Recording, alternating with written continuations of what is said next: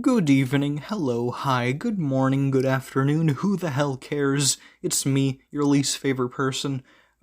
Here I'm gonna talk about my thoughts on Bayonetta 3, because the other night I beat it at like midnight, and I really liked it. It was good and enjoyable. There were some things I didn't like about it, but there were also a lot of things that I did like about it, which is, a good sign that it's a good game.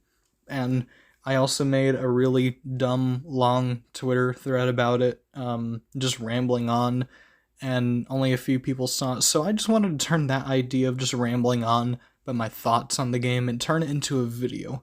Um, as you can tell by my ums and my gasps for air, um, this is not scripted at all. I only have 2 sticky notes with ideas to talk about, if you can even call that a script. So this will be different from what I usually do, but I just wanted to talk about it and my thoughts on the game, stuff I like about it, stuff I don't like about it, and yeah. I guess I could start talking about like when the game was first announced and then lead up to that. It was first revealed in a Nintendo Direct September of last year, and I was watching it with my friends, and at the very end of it, revealed Bayonetta 3, and at first it revealed the Astral Chain Dog, and one of my friends, I forgot which one, but they were really excited about that. And then it turned into a Bayonetta 3 reveal, and I lost my shit. Like, I was the only one in the Discord call who was actually, like, oh my god, it's a Bayonetta. Holy shit, this game has been in development for, like, forever, and it's finally, it exists. But yeah, I was really excited about that, and I was happy and excited, and I need to use better descriptive words to describe my feelings. That is not going to happen because I'm just rambling on. And then there were, events leading up to the release of the game, and then more events, and then those events allowed me to not have a moral reason to not play the game. So, I played it, I bought it, and I played it, and I liked it. It was fun, it was enjoyable, and there were only a few things that I didn't like about it compared to the first 2 games, and I'm just gonna talk about it now. I suppose the main thing to talk about first when, talking about action games is the gameplay. And when looking at Bayonetta, the main character in Bayonetta 3, she controls really, really good. I like it. She plays rather similarly to the Bayonetta 1 and 2, but there are just a few tweaks. You can actually get the movesets for Bayonetta 1 and 2 later on in the game, and, comparing those back and forth, there are noticeable changes, but it's still really fun, and I feel like it's even easier, and, well, it being easy isn't a bad thing, but to me, it's easier and more fun to keep combo strings going on enemies and bosses, and really mastering dodging really makes it much more enjoyable to me than Bayonetta 1 and 2, where honestly, even though I played the games on like normal or hard mode or something last year when I replayed the games in preparation for Bayonetta 3, I spammed dodge to activate witch time so much, but when I played Bayonetta 3 over the past week, I really didn't do that much. I was really trying to get good at keeping up combos and defeating things with ease, and with Bayonetta, it's just as fun to do it as the previous games, if not more so. And then there's Viola, like, the second star of the show. She's fun in, like, every way. She's just a good character to play as. She's a good character in the story, and she's just a big ball of fun energy. And also, when I'm gonna put my hand on my desk, when I replayed 1 and 2 last year, I got the materials for Rodan, the weaponsmith demon. I think he's Satan, that guy who runs the gates of hell, to make Bayonetta some swords, and they were fun. The sword play in Bayonetta 1 and 2 is really fun. And then whenever Viola was revealed to, be the sword, I was like, yo, this is gonna be fun. And Viola is fun. She can't do witch time, well, she can do witch time, but you have to parry attacks, and, I will admit sometimes I did just remove this one upgrade where you can press, the block button to zip towards enemies. I just turned that off, and sometimes I would spam the parry button. But I didn't do it often.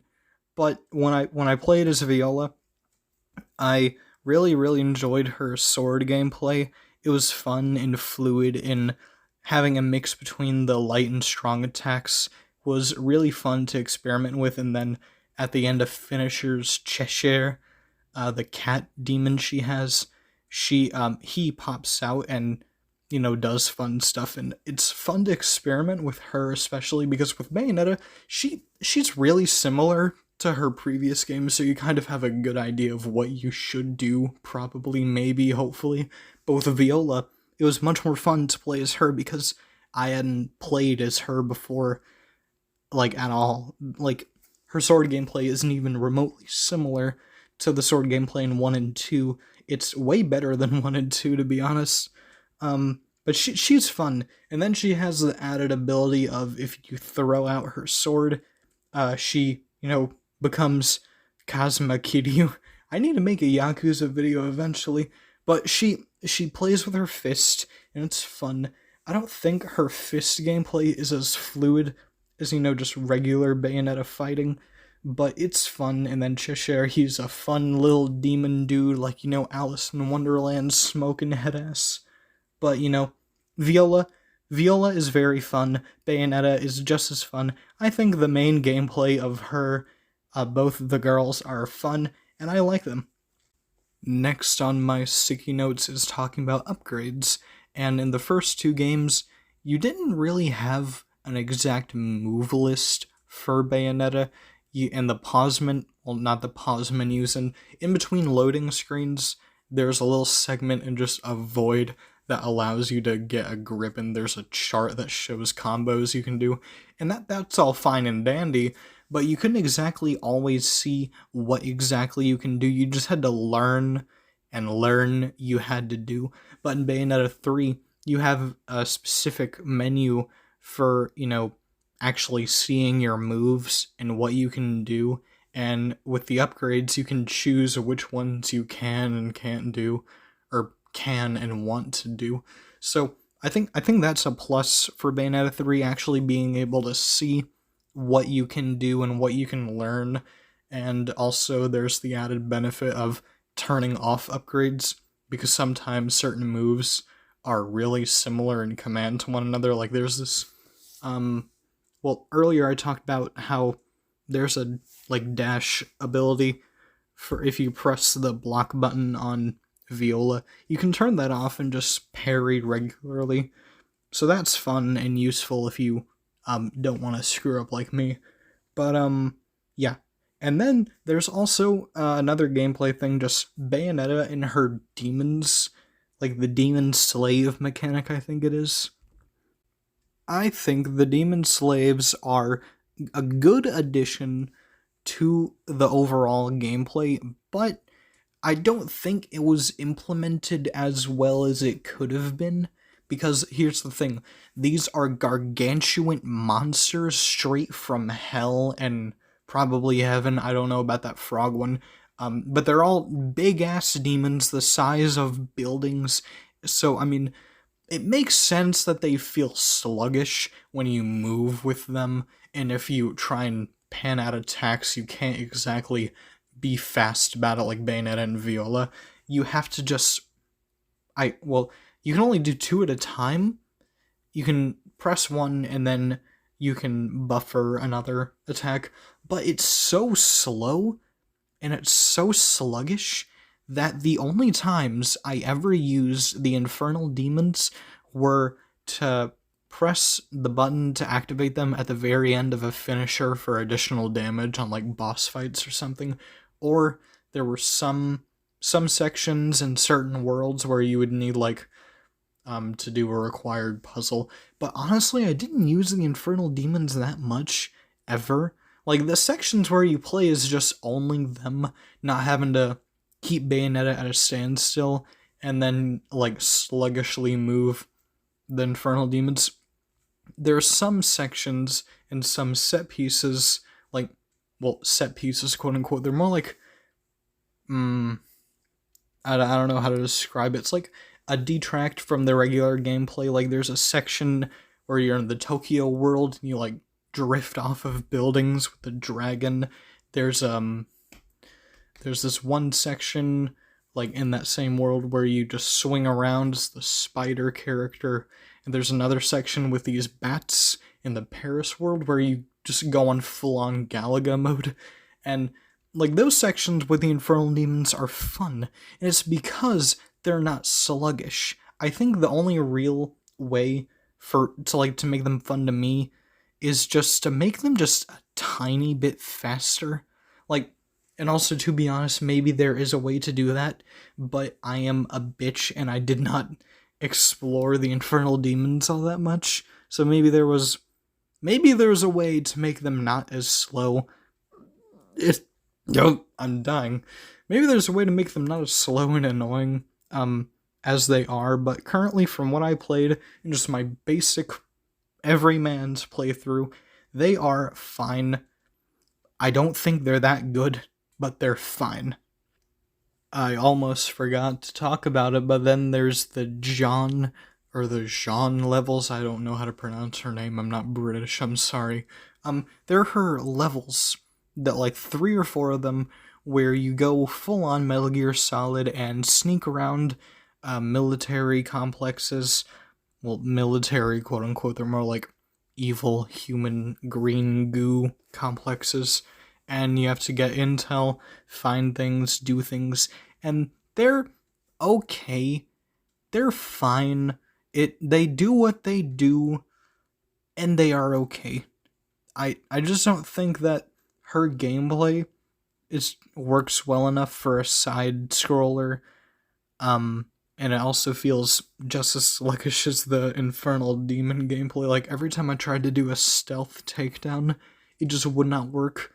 And I don't know. Her gameplay is fine. It does what it does. There's only 3 or 4 levels of it. It works for what it does. Another thing to talk about is, like, I just put in my notes set pieces, but what I mean is, just when I was talking about the Infernal Demons again, there are some sections where you detract from the main gameplay and do something weird and fun. In Bayonetta 1, there's only 2 whole levels that detracted from the main gameplay. Well, technically 3. There was the 2 motorcycle levels, and then there was the angel attack mode after beating a level. Those are fine. In Bayonetta 2, there are some special fights throughout the game that don't exactly... they aren't the exact same as the main gameplay. Certain set pieces, certain moments, like there's this one boss fight where Bayonetta flies, stuff like that. In Bayonetta 3, in almost every single level, there is something wacky happening. That's not bad, but like in almost every, well, not level, more like world, there will be something happening. Like in the Tokyo world, there's a section where you just go on full-on Godzilla, and again, very sluggish attacks, but it works in this boss's favor because the sluggish attacks make sense. Even more so, these are giant, million-story-tall monsters, and like it works. It's cool, it's fun for what it does, and then there's this one section in the, at the very tail end of this war-torn volcano world. I think it's China. I don't know. But there's this one section at the very end where you ride on a train and shoot the boss. And in the sand level, there is a, I actually forgot what it was, but there's this one section with Viola where you just ride on Cheshire trying to look for water. And in the Paris World, you just play Project Diva Mega Mix for the Nintendo Switch. I think those sections of the game are fun. They work well enough for what they do, and they're very short, and I like them. They're fine, and they're good. Another thing, one last thing with the gameplay, or two more things. The platforming of the game is good. It is good, it does what it does, and it works well. Everything controls good. But there are some sections where, like, I don't know if this is a good or a bad thing, but there's just a whole lot of sections with invisible walls that Bayonetta and Viola can very easily get to, and I don't understand, like, why are there so many invisible walls? Like, you could, there are a whole lot of collectibles in the game, and you could have put some of them those very hard to reach areas. I'm the kind of person to explore every nook and cranny in a game, so, like, I really wanted to, but, like, at kind of 3/4 of the way through the game, I just stopped doing that because there were so many times where it's just, you know what, invisible wall, and yeah, so that was kind of annoying. And the final thing with the gameplay is, why does Viola only have like 5 or 6 levels? That kind of sucks. Viola's fun, I like her, and I know there are also like the Umbran Tears of Blood levels, but in the main story, Viola only has like 5 or 6. Not even, she doesn't even have that big of a role in the very final chapter in terms of gameplay, so I mean, that kind of sucks. The world building in the game is also really cool, and I like it a lot. The each and every world, there's only like 4 or 5 in the game total, like not in terms of levels, but in terms of whole worlds. They're all really cool and really detailed, and I like them a lot. And the main gameplay quote-unquote gimmick is that the characters are world hopping. So instead of being restricted to like religious European stuff like Bayonetta 1 and 2, you can do whatever the hell you want. Like, they just go to Paris one time, and Tokyo, and war-torn volcano worlds, and ancient Egypt, and it's like fun and really cool. I don't know why, but I really wish, I don't know, I just think it would be cooler, it would have been cooler to see more, I don't know, just environments based on cities like Tokyo and Paris. I don't know why, I didn't really like the volcano and desert world that much. That's just me. I still think they're really cool levels and worlds, but I don't know, that's just me. Yeah, that's it with the worlds, and now we have the main things that I don't like about the game, which is the story. So to start off, to me, the first 2 games had more engaging stories. And what do I mean by this? I was invested. I was invested with the plots going on, the conflict, and the characters especially. In Bayonetta 3, everything's really repetitive. You go to a new world. Well, firstly, I should probably say, instead of saying it's repetitive, I should say that the conflict is not that, like, engaging to me. Like, I don't feel like, okay, I need to do this, I need to, because, I don't know, it's just not that big of a threat to me. But in the game's story, they make it out to be a threat, but to me it's just really not that engaging. And it's also really, really repetitive. Like, you go to a world, you have to find these gears, you meet up with your counterparts, you learn their stories, they die in a big climactic set-piece boss, and then you go and do the same thing again, and again, and again. And the only time I was really interested in this was when the spider Bayonetta lady died in the Tokyo world, and I was like, damn, this is crazy.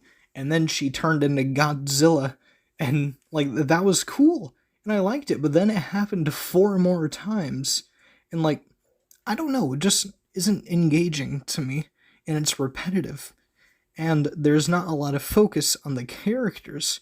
Now, I also said, well, I don't know if I even said it earlier, but in these types of action games, like the story is kind of in the back seat when compared to the gameplay. But at least in Bayonetta 1 and 2, there was a lot of focus put on the characters, like in their internal conflicts. Like Bayonetta 1 had to do with her thinking, am I this girl's mother? And in Bayonetta 2, there was a whole deal with her dad and this kid whose name I forgot. But yeah, there were things to do with the characters, but in Bayonetta 3, they have nothing to really do. Except, like, Viola, she's trying to find the right words for it. She acts kind of funny around Luca, who is my boy. Luca, baby! I was excited to see him, but then he doesn't do a lot except say, I need to find the truth, and that kinda...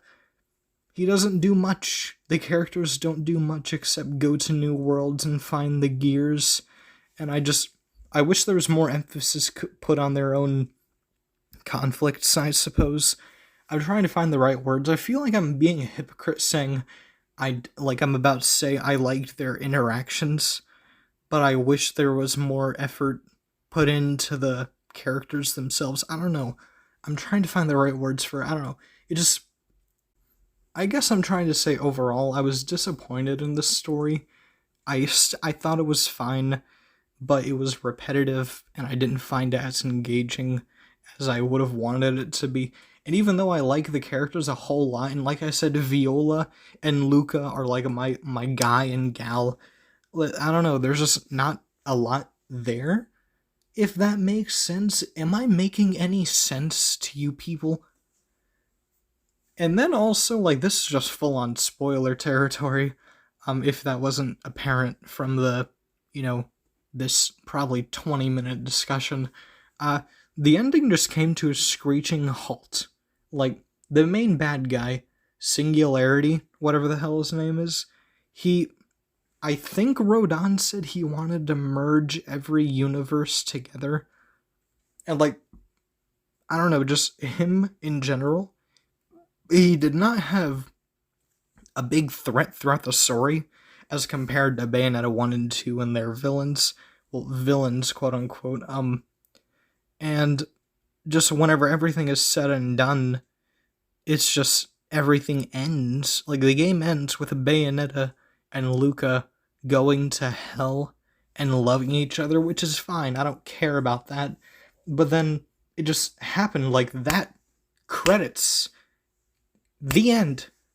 And the whole world, like in the first 20 minutes of the game, all of New York is just destroyed. And there's no explanation as to why at the very end of the post-credit scene, just everything's fine. Everything's okay. And I don't know. It's just everything just ends. And yeah, I don't know. I didn't like it that much.